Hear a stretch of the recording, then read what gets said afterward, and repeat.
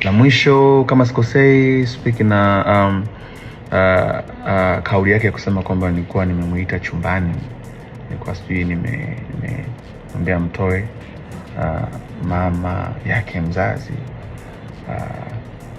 It's sad, na sio kwamba sijui how it's tarnish image, na sio kwamba sijui kuna baadhi ya watu wanaweza wakaamini kwa ni kweli, lakini sina namna. Mtoto akinyea mkono huwezi kukata, utafanyaje? First, nimemwachia Mungu. Second, nimemsamehe. Na mwisho namwombea. Mimi sihitaji msamaha wote kutoka kwake. Akiona kuna tija sawa, akiona kama kuna haja ya kuomba msamaha watu walosikia maneno hayo ni sawa, lakini pia anastahili kuomba msamaha zaidi ni Mwenyezi Mungu.